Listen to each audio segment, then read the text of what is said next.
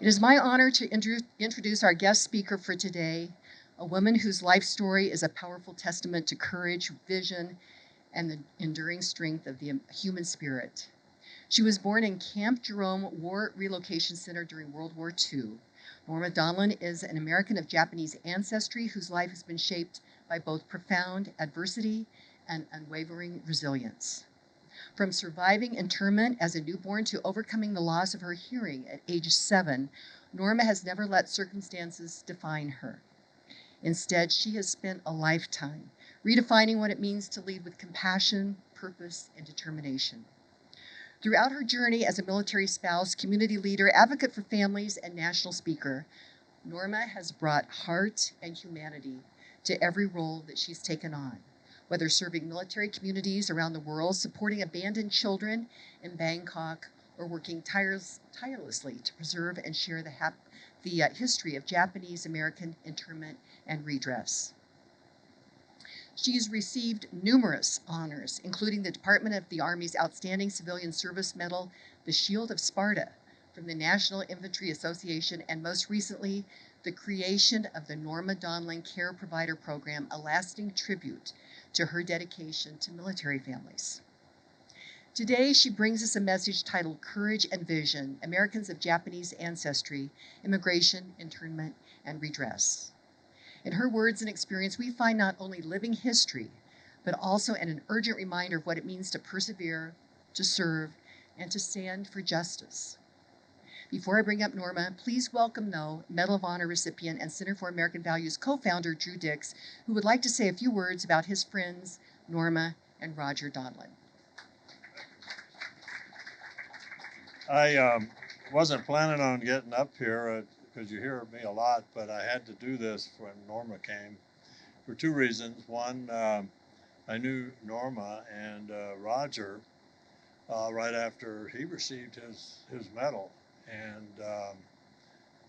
there weren't any after that, and he was the first recipient of the Medal of Honor in Vietnam, and a lot of us in Special Forces were very proud of that and very proud of our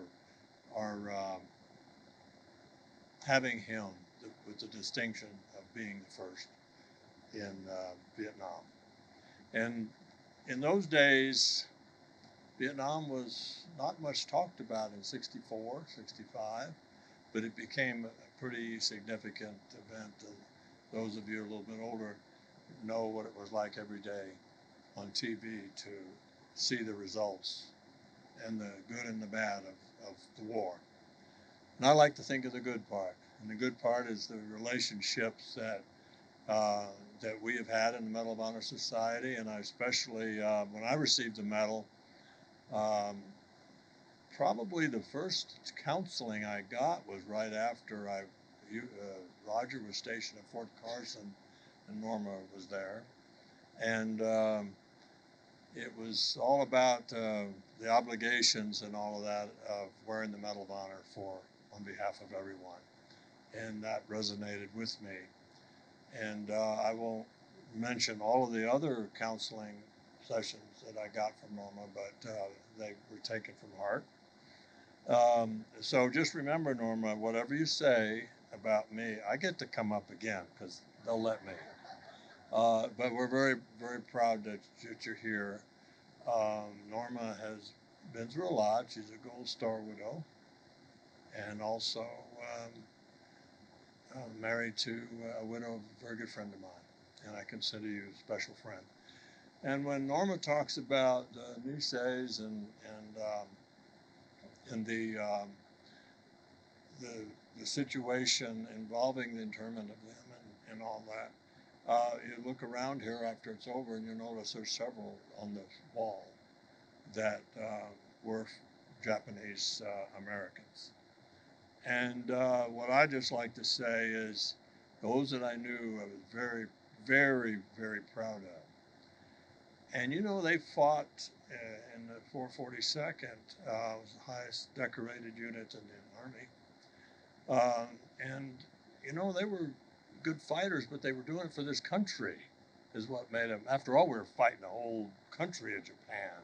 And if they were all been like that, I don't know if we'd have come out so good. But They were Americans. They believed in what they were all about, and they were proven that they were loyal Americans. So that's why this is so important that we're here tonight, to listen to what Norma has, and maybe a different perspective. But we're glad to have you, Norma. Well, thank you for coming.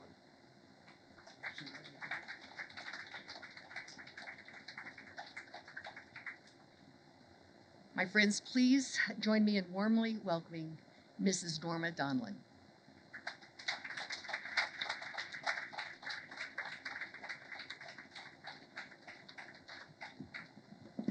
Thank you very much. Can everybody in the back hear me? Okay, good.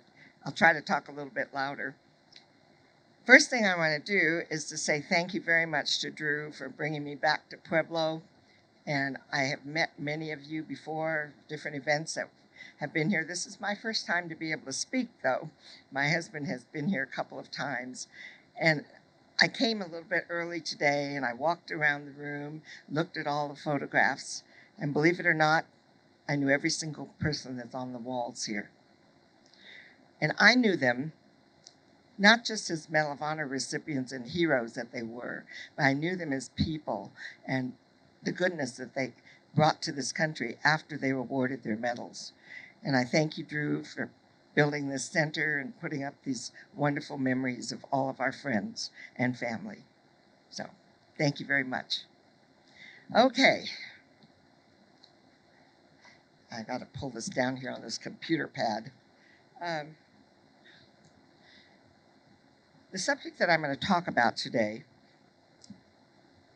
immigration, internment, and redress, is mostly about my family. But I would not have known about any of these events if it had not been for my late husband, Roger Donlon.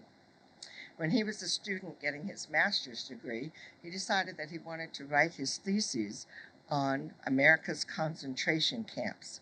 And so his eyesight was not very good. He was wounded a second tour in Vietnam. And so he asked me to help him with the research. And that's how I began to find out about what my family went through during the World War II years, because they had never, ever talked about it. And I'm the only child in my family that was born in the camps. So I kind of grew up thinking, gosh, what did I do to this family that there's so much silence every time somebody says the word camp? It was like a four-letter word. So anyway, I do want to thank my late husband, Roger, for being the catalyst.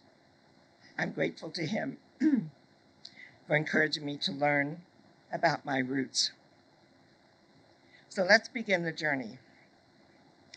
I have a niece who was a Gold Girl Scout. Does everybody know what that is? Equivalent to an eagle for boys. And she was selling Girl Scout cookies in front of a Walmart store one day. And she approached a customer and she asked him if he would like to buy some Girl Scout cookies. And he said, "I only buy from Americans." And she looked at him and she said, "Well, I am an American." And he said, "Well, you sure don't look like an American."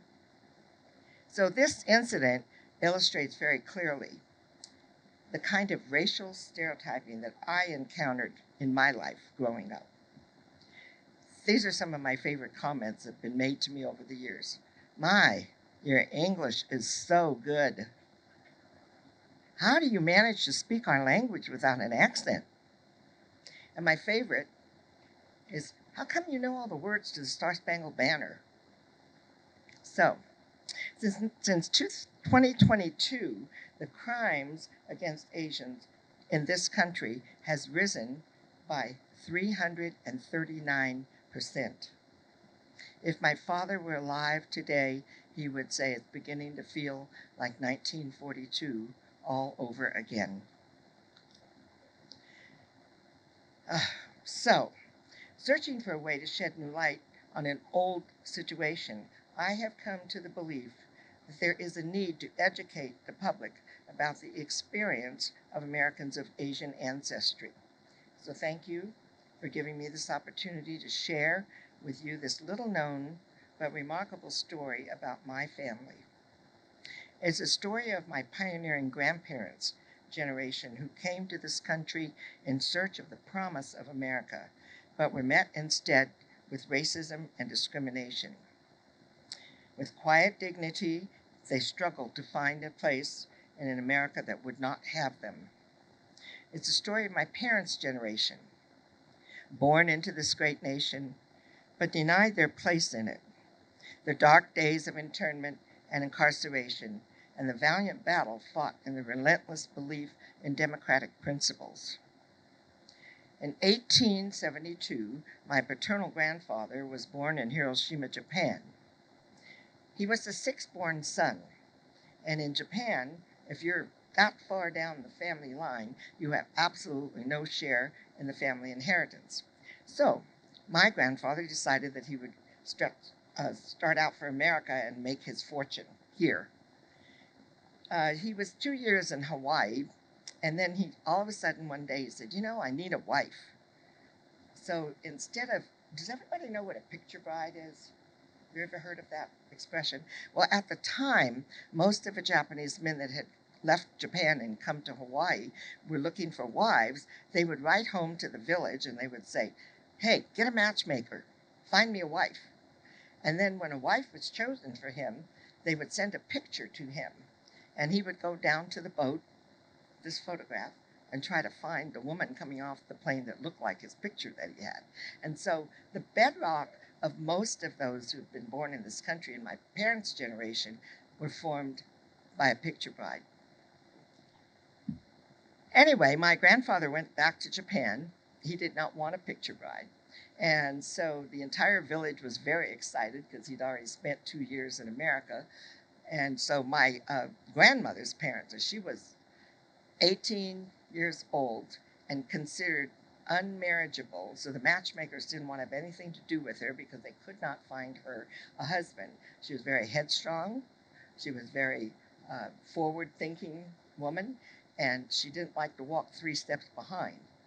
So the matchmaker checked her out and thought she would be a good fit to come to America with my grandfather. And my grandmother was very stubborn, very non-traditional, so she was very, very happy when she was selected to be the person that my grandfather would marry. Well, the matchmaker told my grandfather, you marry this woman, it's going to be a good marriage, a long marriage, but you're going to have every cold that comes down the pike. Your health will suffer. Nothing serious, but, just all the little stuff. So my grandfather took the chance and he married my grandmother. And the first time he went to the hospital, he was 92 years old. And when my father went into the recovery room, he looked up at my dad and he said, I knew I should never have married that woman. So anyway, the quiet man of few words and his vivacious, non-traditional wife set sail for America. They settled just south of Los Angeles in a small town called Wilmington, California. My grandfather was a gardener by trade, and there was a general there that had a big estate. His name is Phineas Banning, and he hired my grandfather to be the head gardener at his estate. So my grandfather planted the original wisteria vines, and today the estate was granted to the city as a park when General Banning died, and the wisteria is still blooming, and they have a festival every year called Wisteria Festival, and they're all over. They have huge vines just circling the whole entire park, and it's really beautiful. So every time I go there, I think about my grandfather planting those original vines. He had a gift for growing flowers, and so he started a garden in his own home. And my grandmother loved to arrange flowers, and so she opened this little roadside stand. Oh, that's later. Did you see the picture of my grandmother and grandfather and the children? I keep forgetting there's a screen behind me. Did you show that picture of my grandparents with their children? There it is. That's my grandfather, grandmother, the first 2 children, and then my father is the one in the sailor suit. He was the youngest of the 4.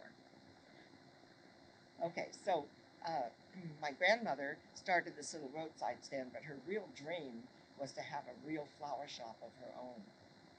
My parents were growing up during these busy years, and they were high school classmates. After graduation, my father went to the University of California at Berkeley, and he was studying pre-med. And he worked as a cook and a housekeeper for the president in order to be able to pay his way to school. My mother's family, on the other hand, returned to Japan. Her father had gotten very discouraged with the kind of discrimination where the farmers where he worked and lived, the farms, they were working so hard to educate their children, and then they would come home with a PhD and nobody would hire them. So they could not get jobs because they were so discriminated against. So he decided to take his family and go back to Japan. He had 6 children. My mother was the eldest of the 6, and she was not a happy camper in Japan.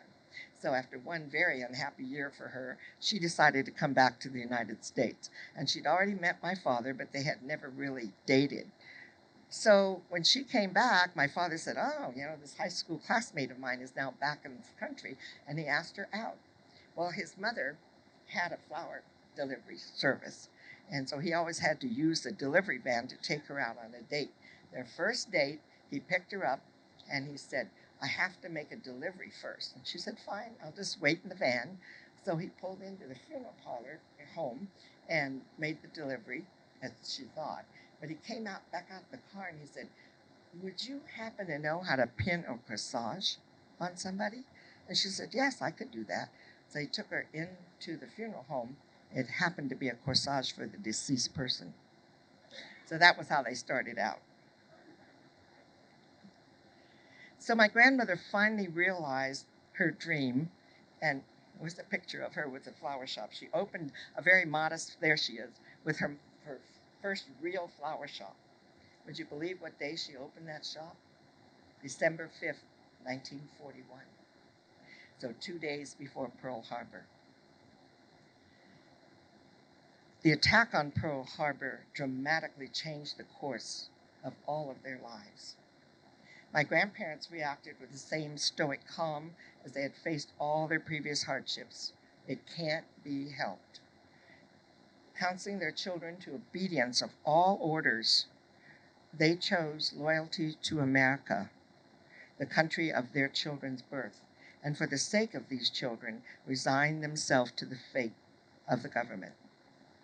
My parents reacted to the bombing of Pearl Harbor with shock and anger, just as all Americans were, toward Japan.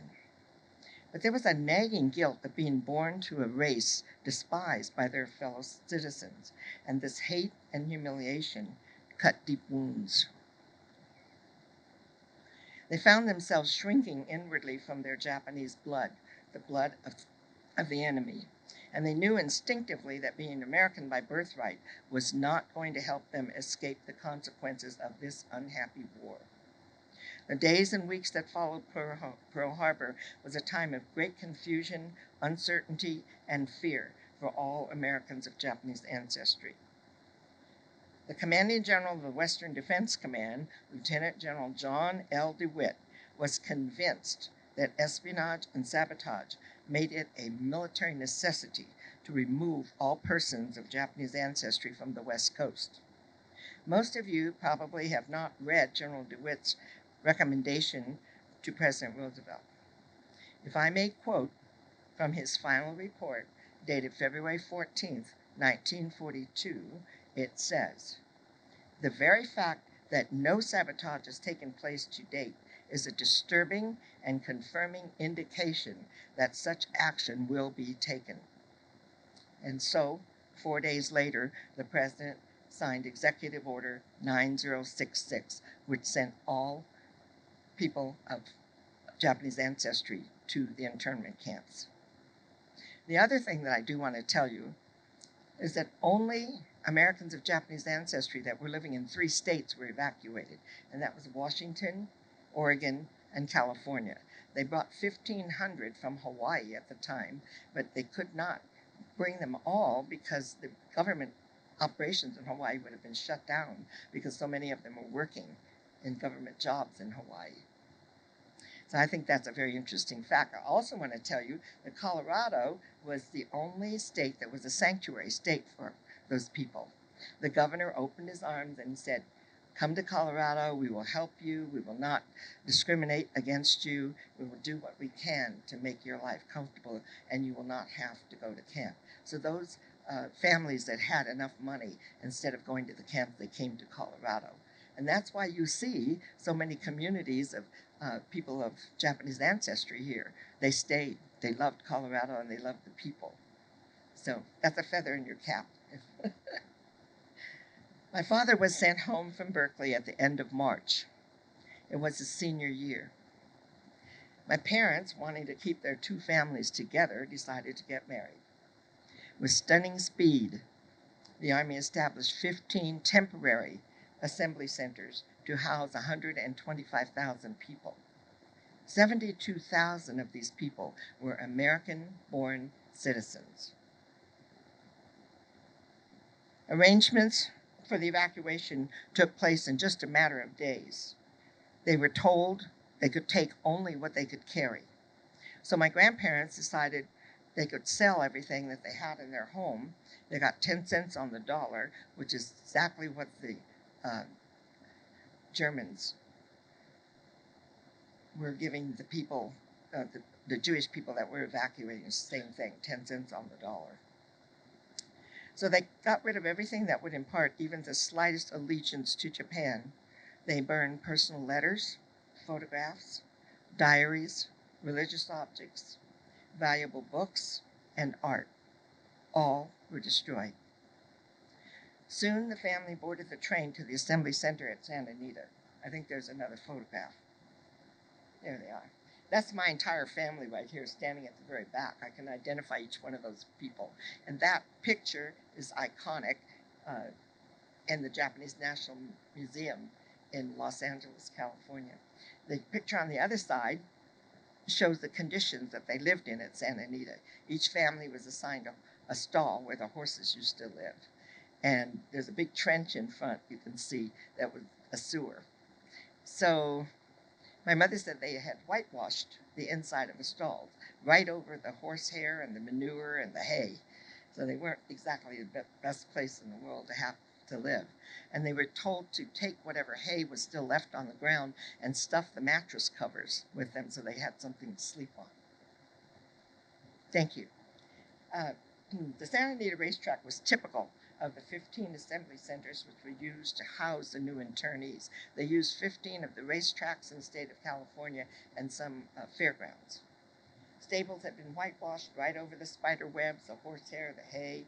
Redwood-colored linoleum had been placed over the rough, manure-covered boards. It was appalling.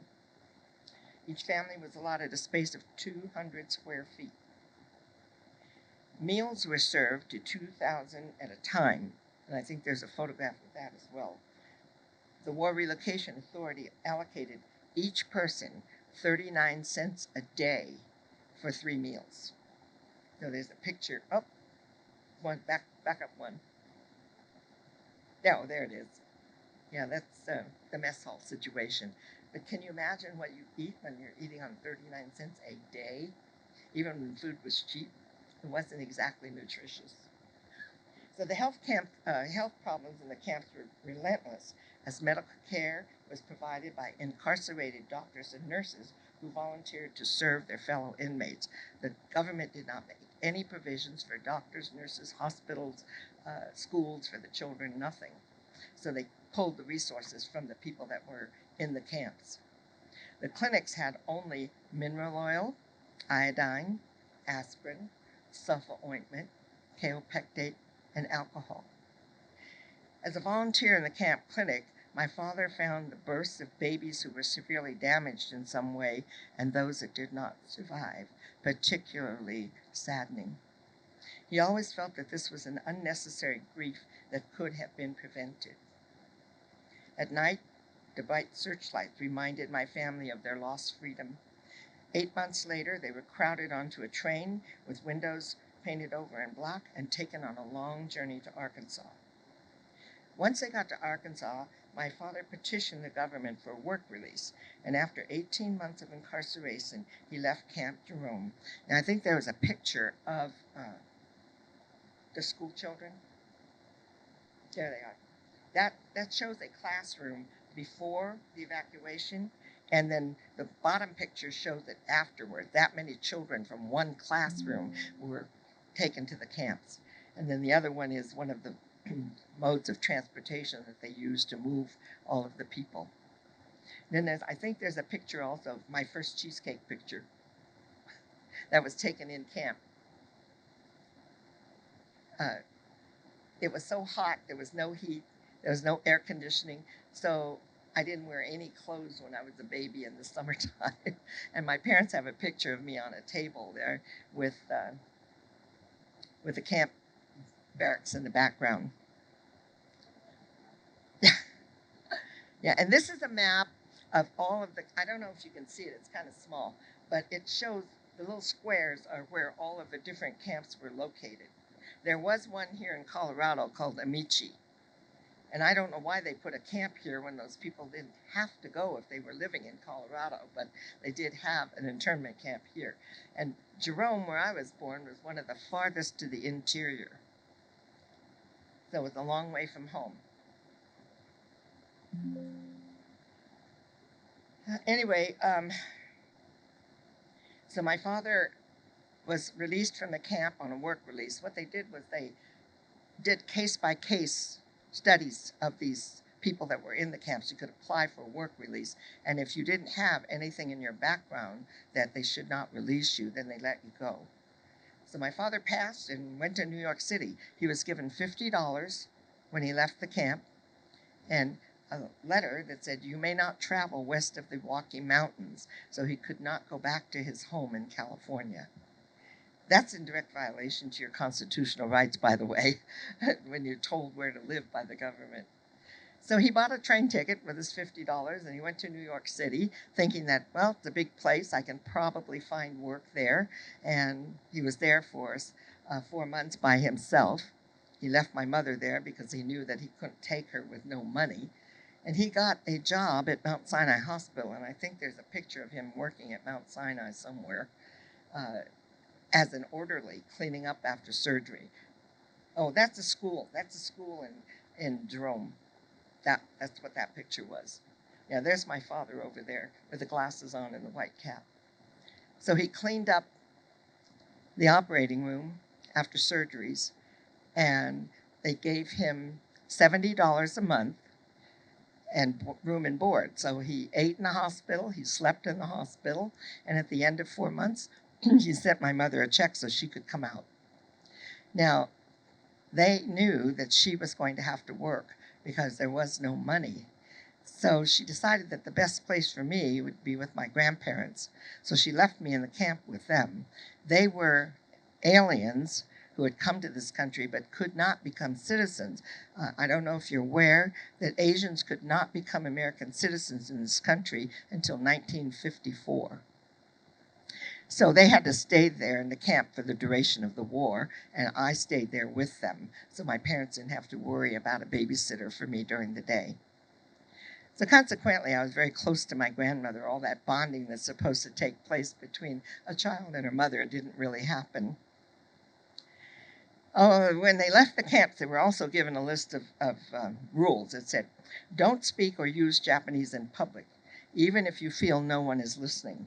If hotels or restaurants refuse to serve you or do so in an insolent manner, do not show your irritation or demand your rights as an American citizen. In public places, be sure to be courteous to all with whom you come in contact, even if they are rude to you. Now, this was actually a written statement given to them when they left. Interesting, isn't it? There's something you didn't know. Once in New York City, my dad was working at Mount Sinai, and then my mother came out, and she got a job working for the East and West Company for Pearl Buck. Everybody know who Pearl Buck is, the author of The Good Earth? Yeah, well, she kind of had a leaning toward Asian people because her parents had been missionaries in China, and she grew up around Asian people. So she reached out and tried to help them, and she was hiring them in her business. And my mother was fortunate enough to get a job. As a little girl, once I was ready for school, if she was out of the office, my mother would take me with her to work, and I get to sit at Pearl Buck's desk and color. And when she came in, she was a very grandmother-looking lady, and she always brought cookies, so I loved her. Okay, the war and the internment resulted in very much unsettled family relationships. It caused material, financial, and psychological scars. My parents denied it. Even though their experience in exile had been devastating to their sense of self-worth, they refused to discuss it or dwell on it. They wanted, above all, to get on with their lives. Several years after finally returning to California, my parents saved enough money to put a down payment on a small house. This was the moment that my parents had hoped for. Their American dream was about to come true. Happily, they began searching for a new home. They found the perfect house, only to be told that the neighborhood covenant did not allow Asians. It was the first of only 3 times that I saw my mother cry. The headline of a major news magazine proclaimed, "This third generation of Americans of Japanese ancestry, that's me, are too good to be true." Indeed, my generation were a collective success story, at the top of the heap for scholastic achievement and the bottom for delinquency and crime. These were the outward signs. Beneath the surface lay complex questions relating to identity, prejudice, and cultural baggage. The searing experience of incarceration caused my parents to cut off all connection with things Japanese. Thus, in my most formative years, I was not exposed to any features of my Japanese heritage. Nor did my parents speak about their imprisonment, and this denial made a lasting imprint on me. Coming of age during the socially conscious 60s and 70s, many of my generation challenged their parents to explain why they had not demanded their rights as citizens and protested their wartime incarceration. The answers inspired my generation to champion redress for their parents, leading to the passage of new civil rights legislation in the 1980s. Our activism seemed to be our way of showing that a wrong could be made right and that our parents could finally be vindicated. Even though the process took 45 years, my parents finally received their redress, and more importantly, an apology from the government. This broke the silence from my father, and he spoke to me about camp for the very first time. My mother was never able to deal with whatever grief, anger, frustration, and bitterness she might have felt, and took her secrets with her when she died in 1993. My generation differs greatly from my parents' generation when it comes to choosing a marriage partner. The second generation was almost exclusively married to each other, where the women in my generation married Caucasians upwards of 60% of the time. The reasons for this are many. Society's acceptance of interracial marriage, the attitude of male dominance in marriages with American men of Japanese ancestry, and surprisingly, the finding that white males encouraged my generation of women to be more Japanese, to study and learn about our Japanese heritage. This is in sharp contrast to men of Japanese heritage who still strive to be all American. This marital assimilation has produced a new phenomenon in Japanese American society: children of mixed heritage. Studies show that the majority with one Japanese American parent possess the same level of esteem as their counterparts with parents are both Japanese American.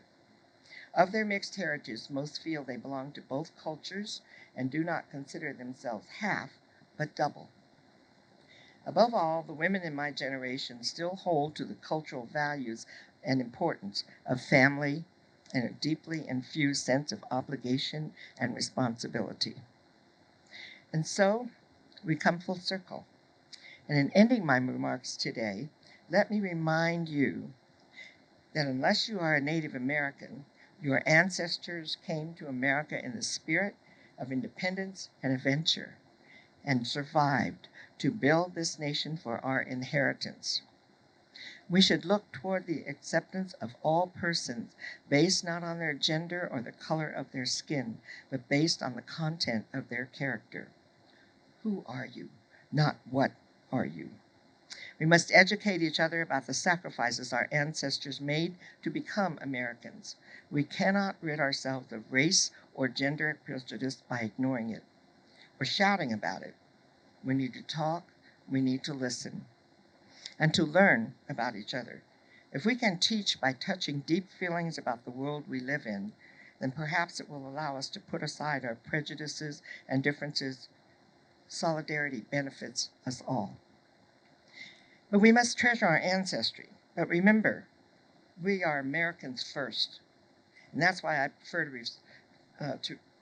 to refer to myself as an American of Japanese ancestry.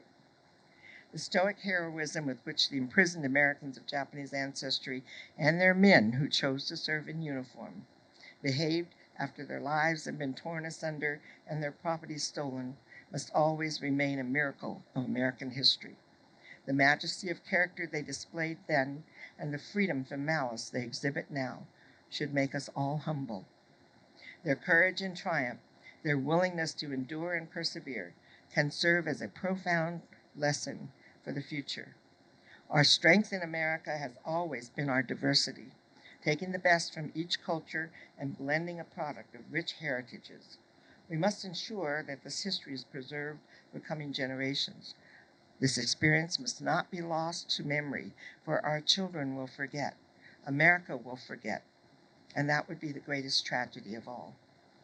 In closing, let me just say that I'm proud to be an American of Japanese ancestry. I'm proud of my grandparents who overcame the hardships of immigration, and I'm proud of my parents who did not succumb to bitterness and hatred, but chose to live their lives with dignity, respect, and above all, love. Thank you for allowing me to share this journey with you today of one American family. Thank you, and God bless you.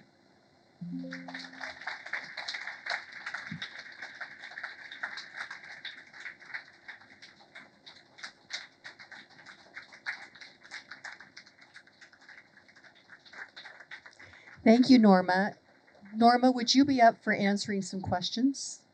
That would be great if you would answer some questions. Would that work? Okay.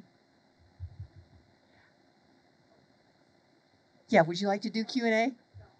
That's okay. Okay, great. Just make sure you're really close here. We'll have a mic stand back here in the corner. If you would line we'll have a mic stand right there and line up behind us there, and then we'll get the questions for you. Yeah. If you want to come forward and ask a question now, you may, or if you're staying for the reception, I'm happy to come around and meet all of you, and you can ask me questions then. It's up to you. And some people are a little bit shy about getting up behind a microphone.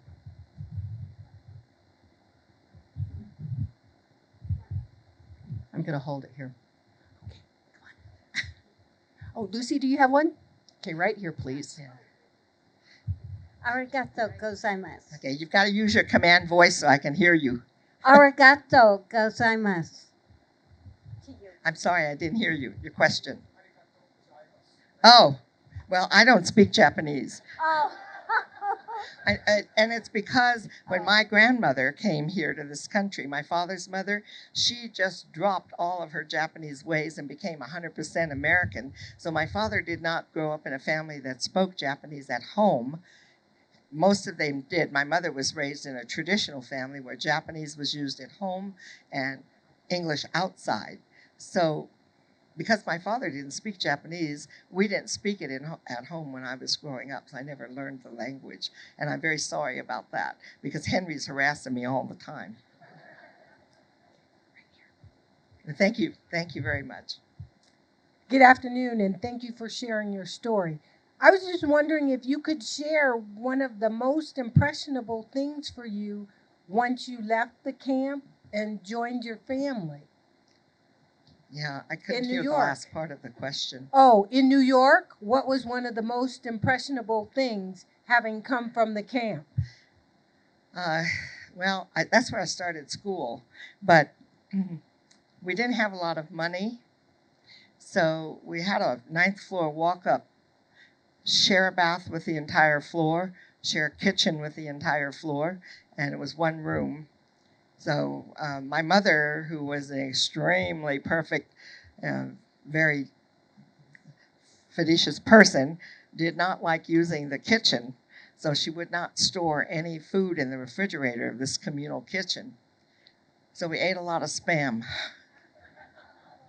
Yeah, my father would go to the grocery store and he would buy it by the case when it was on sale. I think it was about 10 cents a can. And we had what I call a wall of Spam in the apartment because it didn't need to be refrigerated. And then she would take one can out, go down and fix breakfast, Spam and eggs. And then my dad would make sandwiches for lunch with Spam. And then we'd do stir fry for dinner with rice. So I don't eat Spam to this day.